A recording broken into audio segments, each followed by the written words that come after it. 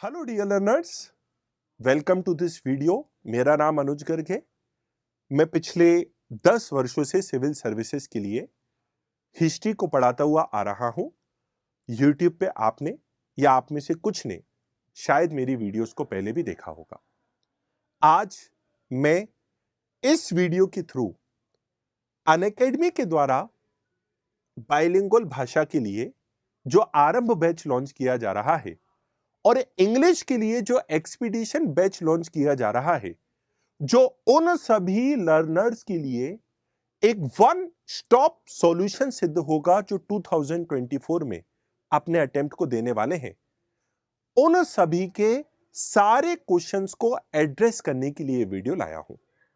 जब भी कोई भी लर्नर किसी भी इंस्टीट्यूट से जुड़ता है और आईएएस जैसी परीक्षा जो वर्ल्ड की टफेस्ट एग्जामिनेशन में से एक मानी जाती है, तो जब भी कोई भी लर्नर किसी इंस्टीट्यूशन से जुड़ता है, उसके मन में कई सारे सवाल होते हैं।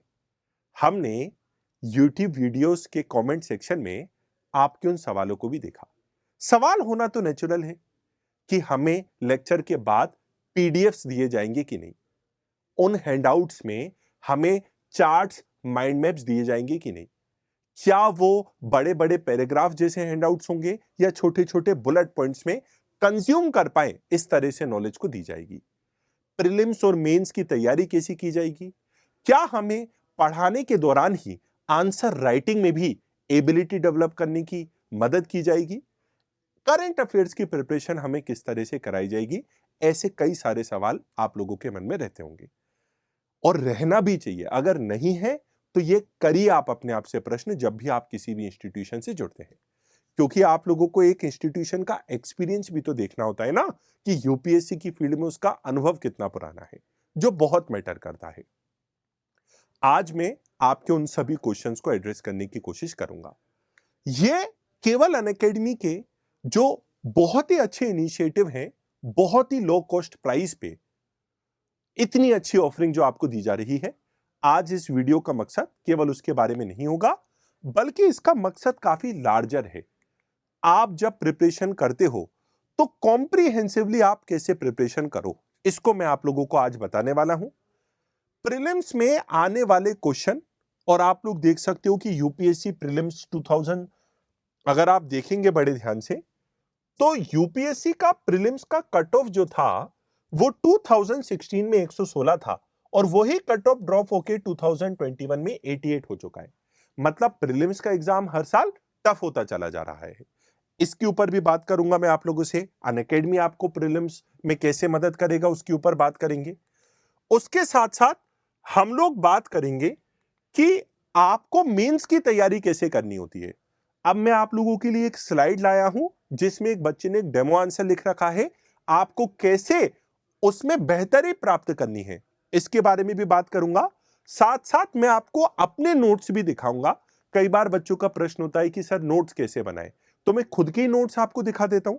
आप उसकी मदद से काफी हद तक समझ पाएंगे कि नोट्स आपको कैसे बनाने होते हैं। तो इस वीडियो का मकसद टू फोल्ड है। एक, हमारी जो ऑफरिंग है उसके बारे में आपको समझाना। दूसरा, आप कैसे अपनी प्रिपरेशन को शेप करें उसके बारे में बताना। मैं क्वेश्चन आप लोगों के सामने पुट कर करके उसके बारे में बताऊंगा और अपने सब्जेक्ट हिस्ट्री के बारे में तो बात करूंगा, बहुत अच्छी तरीके से बात करेंगे। इस बैच की सबसे बड़ी खासियत यह है कि इसमें टॉप एजुकेटर्स आपको कॉम्प्रिहेंसिवली आपके सिलेबस को कंप्लीट कराएंगे। बीच में सिलेबस आधा अधूरा नहीं छोड़ा जाएगा।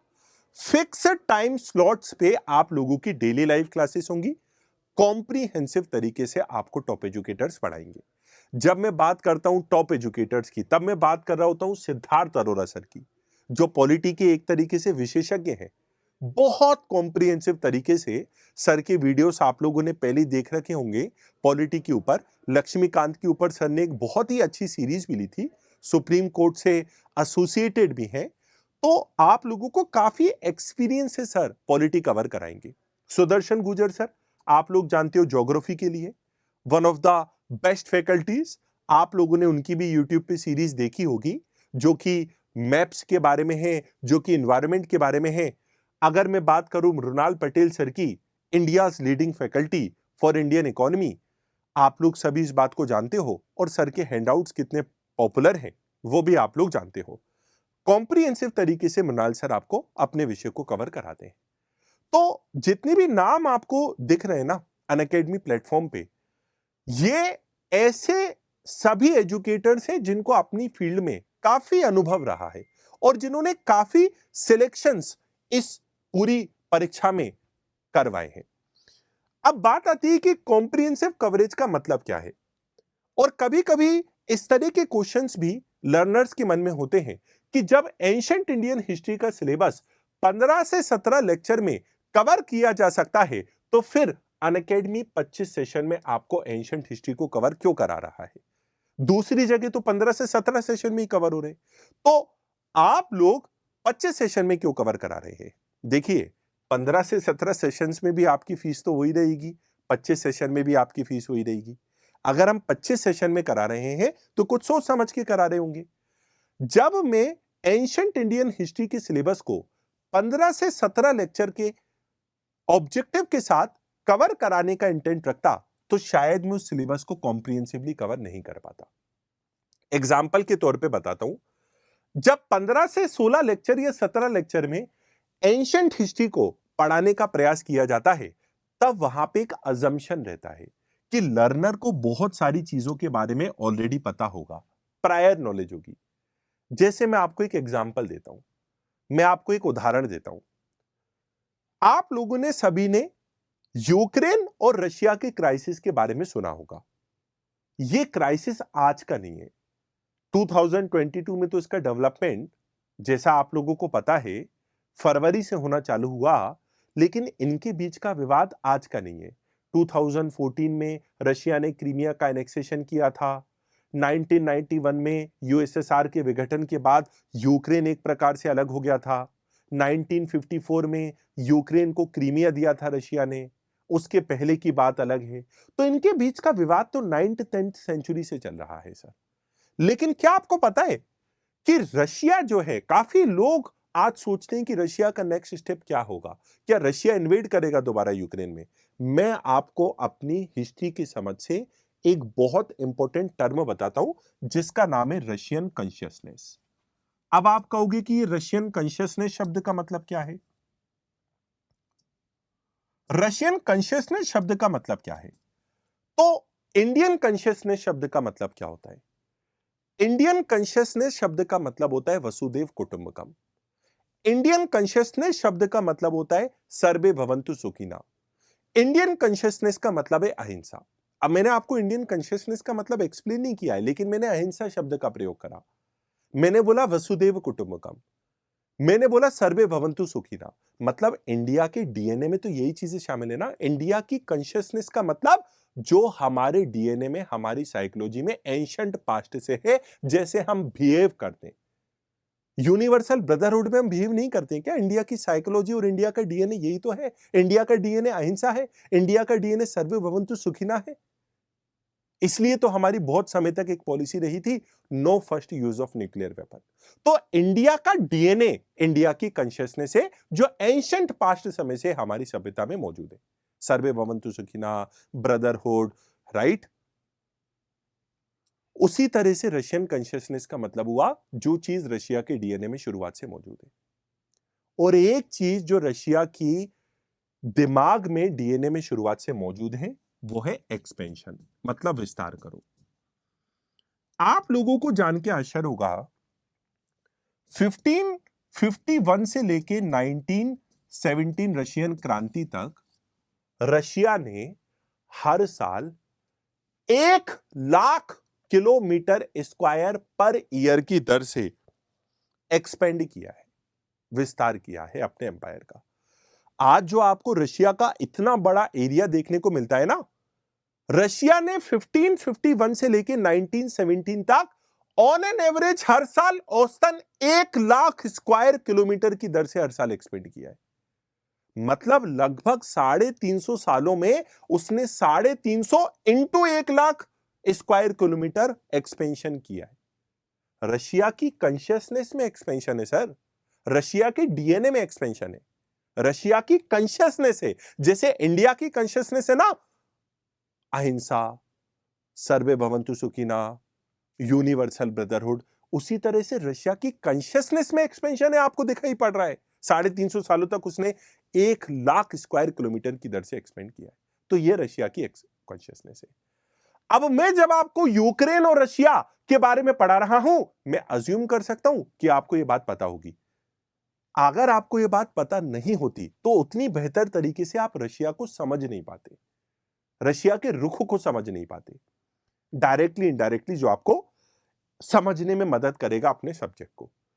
तो जब मैं अज्यूम करता हूं कि मैं आपको 25 लेक्चर की जगह 15 लेक्चर में पढ़ा दूं, तब मैं सोच के चलता हूं आपको प्रायर नॉलेज है। लेकिन हर बच्चे को तो पूरी बैकग्राउंड नॉलेज शुरुआत से नहीं होती है। उसके साथ क्या, वो तो आधे समय कंफ्यूज ही रहेगा क्लास में, अगर मैं तेजी से सिलेबस कवर कराता चलूं। तो ऐसा नहीं होता है। तो इसलिए थोड़ा हम कॉम्प्रिहेंसिवली कराने में विश्वास रखते हैं। हमारे पास क्रैश कोर्सेज भी हैं अगर आप प्रीलिम्स के लिए आते हो तो, लेकिन एक बिगनर को तो कॉम्प्रिहेंसिवली तैयारी कराना पड़ेगी ना। उसको तो Indian consciousness, Russian consciousness, Russia का डीएनए, वो चीजें तो समझाना पड़ेंगी ना।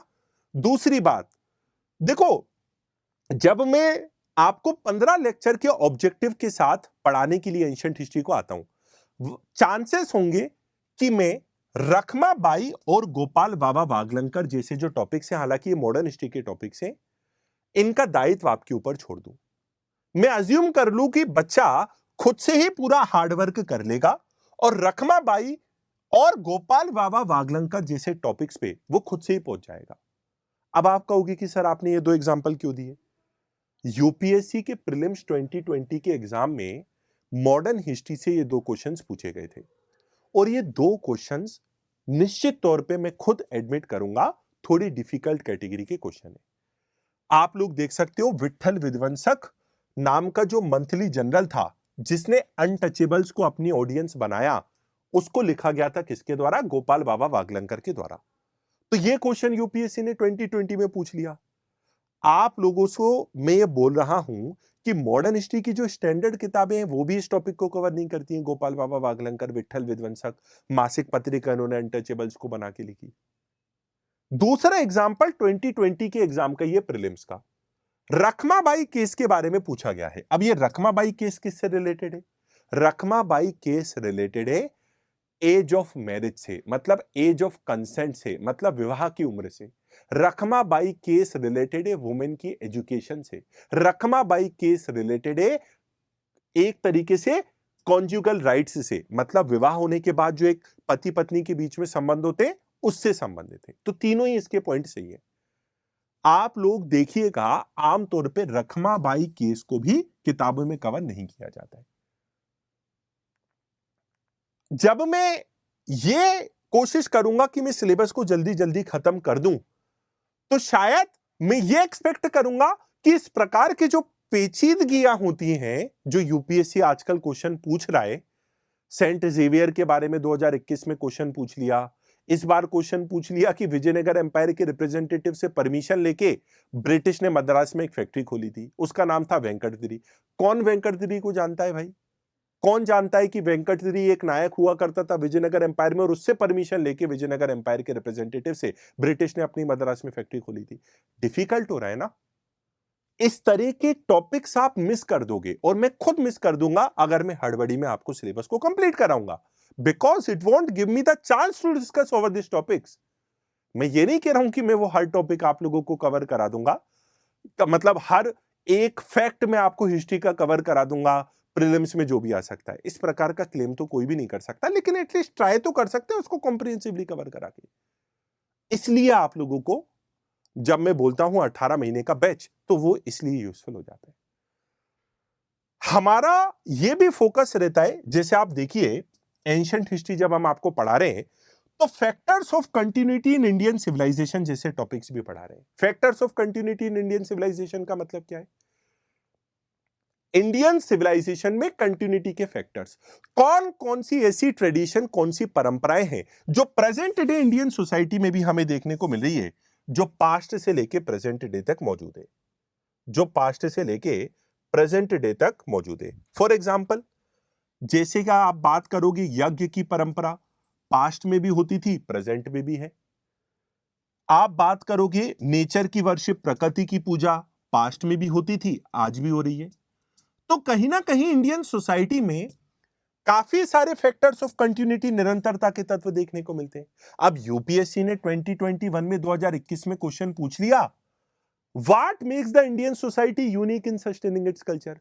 भारत का समाज क्यों अपनी संस्कृति को जीवित रख पाता है, क्यों अपनी संस्कृति को कंटिन्यू रख पाता है, सस्टेन रख पाता है? कौन सी ऐसी यूनिक बात है इंडियन सोसाइटी में, कौन सी ऐसी अद्वितीय बात है?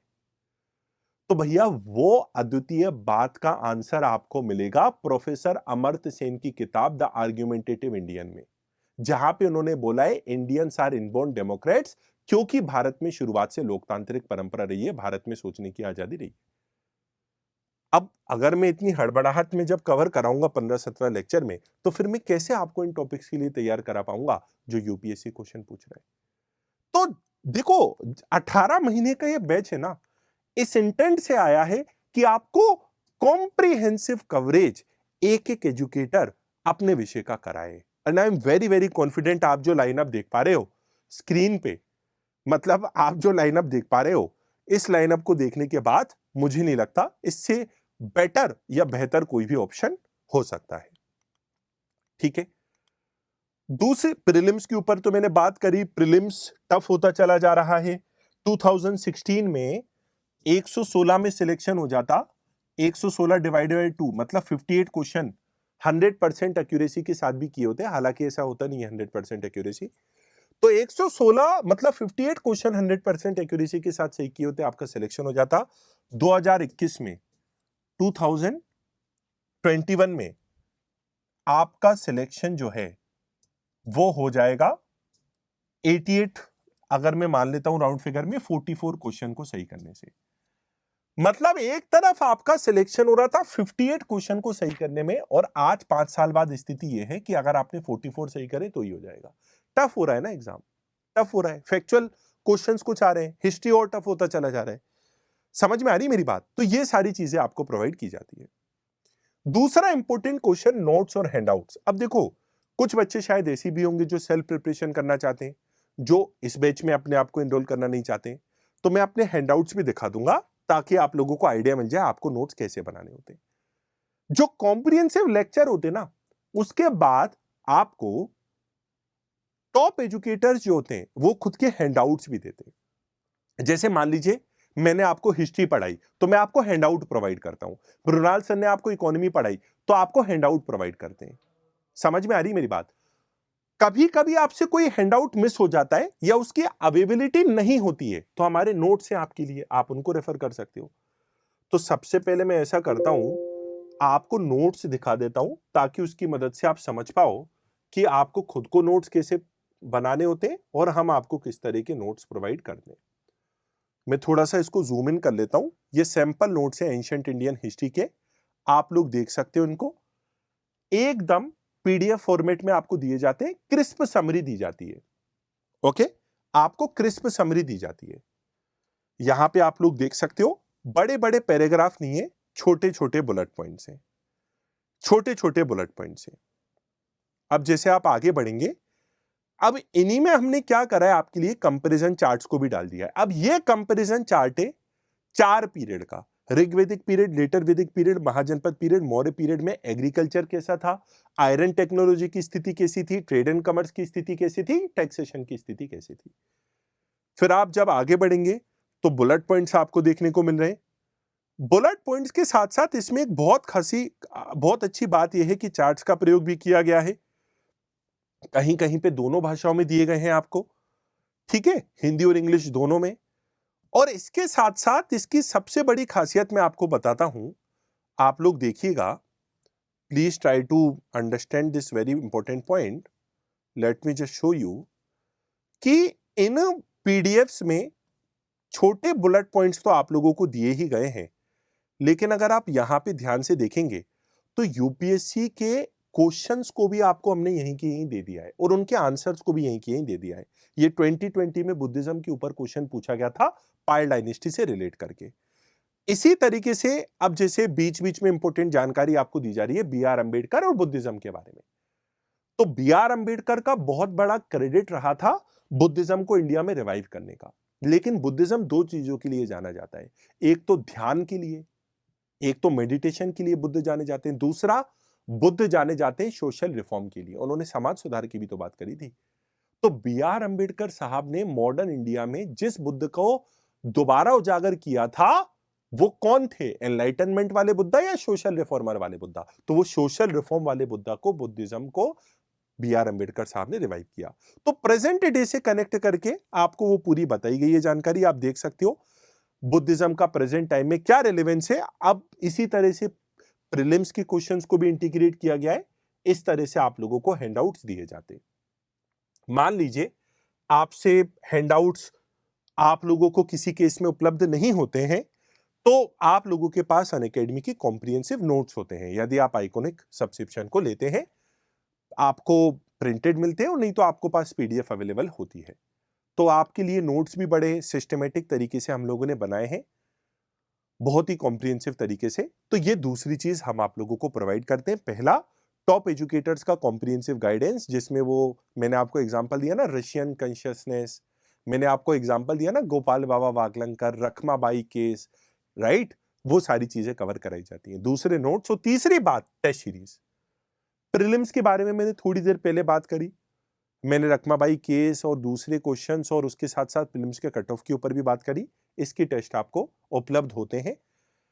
मेरा ऐसा मानना है कि कोई भी लर्नर लगभग अगर 50 के आसपास टेस्ट, 50 के आसपास टेस्ट लगा लेता है यूपीएससी की प्रीलिम्स को परीक्षा को देने से पहले, तो उसके सिलेक्शन होने के चांसेस जो होते हैं ना वो काफी बढ़ जाते हैं काफी बढ़ जाते हैं। 50 टेस्ट को लगाना मतलब 5000 क्वेश्चंस को प्रैक्टिस करना, तो हम आपको वो उपलब्ध कराते हैं। अब आंसर राइटिंग बहुत क्रिटिकल होती है और आंसर राइटिंग में बच्चे बहुत गलती करते हैं। जैसे इस क्वेश्चन को एग्जांपल के तौर पे लेता हूं। क्वेश्चन क्या है? द ब्रिटिश रूल, अच्छा जूम्ड इन दिख रहा होगा आपको, the British rule had differential impact on the Indian society, describe in what ways the Indian responses to the revolt of 1857। दरअसल ये क्वेश्चन कुछ इस तरह से है कि ब्रिटिश का भारत के अलग अलग सामाजिक वर्गों पे अलग अलग प्रभाव रहा था। ठीक है, ब्रिटिश का भारत के अलग अलग सोशल क्लासेस पे अलग अलग प्रभाव रहा था। तो इंडियंस ने उसके प्रति रिस्पॉन्ड कैसे किया? अलग अलग सेक्शन ऑफ सोसाइटी पे अलग अलग प्रभाव ब्रिटिश का पड़ा, तो भारत ने उन लोगों पे रिस्पॉन्स कैसे किया? अब जिस बच्चे को मैंने आंसर प्रैक्टिस करने के लिए दिया था, आप लोग देखिए उन्होंने कितनी बड़ी गलती की है। उन्होंने यहां पे बात की है कि ब्रिटिश रूल के एस्टेब्लिशमेंट के साथ पीजेंट पे, किंग पे, सिपॉइस पे, ट्राइबल्स पे, सब पे ब्रिटिश का इंपैक्ट पड़ा और नेगेटिव इंपैक्ट पड़ा। फिर उन्होंने पीजेंट के ऊपर क्या इंपैक्ट पड़ा इसको बताया है, फिर उन्होंने किंग के ऊपर क्या इंपैक्ट करा इसको बताया है, फिर उन्होंने सिपॉइस के ऊपर क्या इंपैक्ट पड़ा वो बताया है, फिर उन्होंने ट्राइबल्स के ऊपर क्या इंपैक्ट पड़ा वो बताया। भाई क्वेश्चन ये है ही नहीं। क्वेश्चन ये है कि ब्रिटिश रूल का डिफरेंशियल इंपैक्ट पड़ा। क्वेश्चन ये नहीं है कि डिफरेंट सेक्शंस पे इंपैक्ट क्या पड़ा। क्वेश्चन ये है कि डिफरेंट सेक्शंस पे इंपैक्ट भी डिफरेंट पड़ा, किसी पे पॉजिटिव किसी पे नेगेटिव। कुछ राजा ऐसे थे 1857 में ब्रिटिश के खिलाफ विद्रोह कर रहे थे क्योंकि डॉक्ट्रिन ऑफ लैप्स के तहत उनके राज्य को उनसे छीन लिया गया था, और कुछ राज्य ऐसे थे जो ब्रिटिश की निष्ठा कर रहे थे। ऐसे भी तो राज्य थे जो ब्रिटिश के प्रति लॉयल्टी बरकरार रखे हुए थे। कुछ जमींदार ऐसे थे जिनको ब्रिटिश के खिलाफ विद्रोह कर रहे थे और कुछ जमींदार ब्रिटिश के साठगांठ में थे। डिफरेंशियल इंपैक्ट का मतलब है अलग अलग इंपैक्ट पड़ा, किसी पे पॉजिटिव किसी पे नेगेटिव। तो जिस पे पॉजिटिव पड़ा उसने ब्रिटिश साम्राज्य के खिलाफ 1857 की क्रांति में विद्रोह में पार्टिसिपेट नहीं करा। जैसे एजुकेटेड क्लास भी तो न्यूट्रल रही थी ना 1857 रिवोल्ट में। किंग्स कुछ फायदा मिला था उनको ब्रिटिश एम्पायर से तो वो भी न्यूट्रल रहे, और कुछ पे नेगेटिव रहा तो उन्होंने विद्रोह करा। ये क्वेश्चन ये नहीं था कि डिफरेंट सेक्शंस पे डिफरेंट इंपैक्ट, ये क्वेश्चन ये नहीं था कि डिफरेंट सेक्शंस पे नेगेटिव इंपैक्ट पड़ा वो बताइए। ये क्वेश्चन ये था हर किसी पे अलग अलग प्रभाव पड़ा। डिफरेंशियल इंपैक्ट, डिफरेंशियल इंपैक्ट मतलब it is about impact of British rule on different section of Indian society. ठीक है, इसके बारे में नहीं है, बल्कि किस बारे में है? हर सेक्शन पे अलग अलग प्रभाव पड़ा, किसी पे पॉजिटिव किसी पे नेगेटिव। इस तरह से काफी बार है ना बच्चे क्या करते हैं, मिस इंटरप्रिटेशन कर लेते हैं। सर प्रश्न को ठीक से समझ नहीं पाते और गलत आंसर दिए आते हैं। काफी बार ऐसा होता है कि हम वो आंसर नहीं देते जो यूपीएससी पूछ रहा है, हम वो आंसर दे देते हैं जो हमको पता है टॉपिक के बारे में। नहीं सर, इस तरह से थोड़ी काम चलेगा। तो ये पूरी चीजें तैयार कैसे की जाए, इतना डिटेल्ड इवैल्यूएशन आपको मिल रहा है एक एक कॉपी का, एक एक लर्नर का। इस प्रकार की प्रतिबद्धता के साथ हम आप लोगों के लिए मेंस टेस्ट सीरीज में डिटेल इवैल्यूएशन के लिए ऊपर काम करते हैं। और केवल इवैल्यूएशन नहीं, आप लोग जैसा देख पा रहे हो, क्वेश्चंस क्रिटिकल ओपिनियन बेस्ड भी होते हैं। जैसे मैं आपको बताता हूं क्रिटिकल ओपिनियन बेस्ड क्वेश्चन। 1942 में महात्मा गांधी जो थे, उन्होंने ब्रिटिश सरकार को क्विट इंडिया मूवमेंट के दौरान बोल दिया था कि इस आंदोलन में यदि हिंसा आ गई तो मैं इस बार हिंसा को क्रिटिसाइज नहीं करूंगा। 1922 में मैंने नॉन कोऑपरेशन मूवमेंट को चोरी चोरा कांड के बाद सस्पेंड कर दिया था। अगर आप लोगों ने भारत नहीं छोड़ा और लोग हिंसा में इंडल्ज हो गए तो मैं इस बार पहले जैसी गलती 1922 जैसी गलती नहीं करूंगा। I would not suspend the non cooperation movement. This is what Mahatma Gandhi said to the British. अब क्वेश्चन आपसे क्या पूछा जाएगा, क्या क्विट इंडिया मूवमेंट के दौरान महात्मा गांधी का अहिंसा पे से विश्वास उठ चुका था? क्वेश्चन क्या पूछा जाएगा, क्या महात्मा गांधी का 1942 के क्विट इंडिया मूवमेंट के दौरान विश्वास उठ चुका था? हिस्ट्री ऑप्शनल में यह क्वेश्चन एक बार पूछ भी लिया गया है। सुमित सरकार अपनी किताब में लिखते हैं, the summer of 1942 saw Gandhi in a completely and uniquely militant mood. 1942 की ग्रीष्म ऋतु में गांधी को एक अलग ही प्रकार की बेचैनी में देखा गया। उनका अहिंसा पे से विश्वास उठ चुका था, ऐसा क्वेश्चन किया जाता है। तो वहां पे आपको समझाना होगा कि देखो, गांधी जी का अहिंसा पे से विश्वास नहीं उठा था, जापान आगे बढ़ रहा था, बंदूक तान के जापान आगे बढ़ रहा था, रंगून में आ चुका था। तो अगर ब्रिटिश भारत को नहीं छोड़ते तो जापान रंगून से भारत में आ जाता, भारत में ब्रिटिश और जापान के बीच में युद्ध चालू हो जाता। क्योंकि भारत से जापान का कोई मैटर तो था नहीं, ब्रिटेन से था, तो भारत में जापान आ जाता, इनके बीच में युद्ध चालू हो जाता, भारत के लिए डिस्ट्रक्टिव होता। इसीलिए ब्रिटिश को हर कीमत पे बाहर निकालना था। क्रिटिकल ओपिनियन बेस्ड क्वेश्चंस और उनके आंसर्स। क्या महात्मा गांधी का अहिंसा पे से विश्वास उठ चुका था? ये एक क्वेश्चन है। इस तरह के क्रिटिकल ओपिनियन बेस्ड क्वेश्चन जो यूपीएससी में आते हैं, हम टेस्ट सीरीज में कवर करने का प्रयास करते हैं। करंट अफेयर से लिंक करके क्वेश्चंस, आप लोगों को खुद को पता है बहुत वेटेज होता है। एक, शायद जहां तक मैं याद कर पा रहा हूं, डिसेबिलिटी एक्ट से रिलेटेड कोई क्वेश्चन आया था 2022 की परीक्षा में। अब वो डिसेबिलिटी एक्ट सरकार के द्वारा लाया गया था 2016 में। 2016 में या कब, मुझे एग्जैक्ट टाइम तो उसका याद नहीं आ रहा है, लेकिन डिसेबिलिटी एक्ट से रिलेटेड एक यूपीएससी में क्वेश्चन 16 में आया था। अब 16 के नजदीक ही वो एक्ट आया था, तो यूपीएससी ने पहले पूछ लिया डिसेबिलिटी एक्ट की खासियत के बारे में, और इस बार पूछ लिया कि भैया सरकार को इसको इंप्लीमेंटेशन करने में कौन कौन सी चैलेंजेस वगैरह आ रहे हैं या इसकी कमियां क्या क्या है। तो करंट अफेयर से लिंक करके क्वेश्चन आते हैं, टेस्ट सीरीज में उनको कवर करने का प्रयास किया जाता है। एजुकेटर आपको फोकस करते हैं आंसर राइटिंग, क्लास के दौरान ही प्रैक्टिस कराएं। मैं जब 1942 का क्विट इंडिया मूवमेंट पढ़ाऊंगा तो ऐसे क्रिटिकल ओपिनियन क्वेश्चंस को डिस्कस करूंगा, क्या गांधी जी का अहिंसा पे से विश्वास उठ चुका था, और इसका आंसर राइटिंग भी करवाना पड़ेगा। इसका आंसर राइटिंग भी हम आपको कराते हैं। ये टेस्ट सीरीज में हमारा ऑब्जेक्टिव रहता है। आप लोग टेस्ट के पूरे फ्यूचर्स को भी देख सकते हो इस 18 महीने के बैच में। ओके, जब अभी मैं आपसे प्रीवियस ईयर क्वेश्चंस की बात कर रहा था, ये एनालिसिस सेशन भी यूट्यूब पे हुआ था। इस तरह के हम आपको दूसरे कंटेंट भी प्रोवाइड कराते हैं। आप लोग देख सकते हो, मेंस में ये क्वेश्चन आया था 2022 में, हमने पहले ही कुछ आर्टिकल्स में इसको कवर करा था। इस तरह के हम कंटेंट भी आप लोगों को प्रोवाइड कराते हैं। चौथी इंपॉर्टेंट बात है डेली करंट अफेयर्स की तैयारी। मतलब करंट अफेयर्स की तैयारी के लिए क्या करें। कॉम्प्रिहेंसिव सिलेबस कवरेज पहला पॉइंट था, दूसरा पॉइंट था नोट्स और पीडीएफ्स, तीसरा पॉइंट है टेस्ट सीरीज, चौथा पॉइंट है डेली करंट अफेयर्स या करंट अफेयर्स की प्रिपरेशन।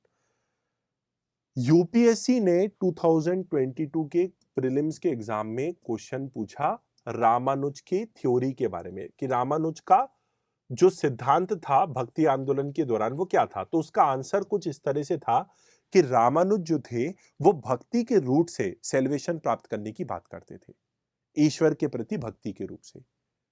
अब ये रामानुज के ऊपर 2022 में क्वेश्चन क्यों आ गया जो भाई भक्ति सेंटर थे? क्योंकि प्रधानमंत्री ने हैदराबाद में सेकंड टॉलेस्ट स्टैच्यू रामानुज का इंस्टॉल किया था कुछ ही दिनों पहले। तो ये क्वेश्चन आ गया करंट अफेयर से रिलेट करके हिस्ट्री।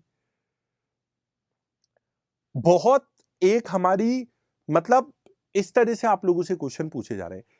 तो हम लोगों ने ये ट्राई किया है कि 15 करंट अफेयर्स के डेली क्वेश्चन अगर आप लोगों को मिलेंगे करंट अफेयर्स के ऊपर, उससे आपको मदद मिलेगी। तो डेली करंट अफेयर्स से रिलेटेड 15 क्वेश्चंस आपको मिलते हैं जब आप सब्सक्राइब करते हो। कोई आपको इसके लिए अलग से इधर उधर नहीं भागना होता है। और दूसरा मैं आपको बताता हूं आर्टिकुलेट मैगजीन, जैसा कि आप खुद देख सकते हैं कि मृणाल सर ने कुछ ही दिनों पहले एक वीडियो ली थी जहां पे उन्होंने अपने आर्टिकुलेट मैगजीन के इनिशिएटिव के बारे में बताया था। सर इसमें आप लोग देख सकते हो खुद बहुत ज्यादा अपने आप को इंडल्ज रखे हुए हैं और एक एक चीज हमारी टीम पूरा देखने का प्रयास करती है। तो आप लोग करंट अफेयर्स के लिए मैगजीन और जहां तक क्वेश्चंस की बातें पूरा निश्चिंत हो सकते हैं। 18 महीने के बैच में ये पूरी चीजें आपको मिलती हैं। अनअकैडमी पे ऑप्शनल की भी बहुत अच्छी ऑफरिंग है। एक फायदा यह है कि अगर आप ऑप्शनल के बारे में कंफ्यूज्ड हो और अगर आप अनअकैडमी का सब्सक्रिप्शन लेते हो तो आपको ऑप्शनल का सभी का एक्सेस मिल जाता है। फिर आपके ऊपर है आप इवेल्युएट करके कौन से ऑप्शनल को चूज करना चाहते हो। सब्सक्रिप्शन सबका मिल जाता है। जैसा कि मैं आप लोगों को बार बार बोल रहा हूं कि टॉपर्स की भी पहली चॉइस अनअकैडमी क्यों है, आप लोग देख सकते हो। यह 18 महीने का बैच इसलिए बहुत ज्यादा इंपॉर्टेंट हो जाता है क्योंकि अभी इस पे कुछ बहुत ही अच्छे ऐसे ऑफर चल रहे हैं जो इसको बहुत ज्यादा अफोर्डेबल बना देते हैं। आप लोग देख सकते हो कि यूपीएससी के कॉम्बो सब्सक्रिप्शन को जब आप लेते हो 18 मंथ के लिए, कॉम्बो का मतलब जिसमें ऑप्शनल भी शामिल है और जिसमें जीएस भी शामिल है, तो जीएस और ऑप्शनल दोनों, तो इसकी प्राइस 54,999 है।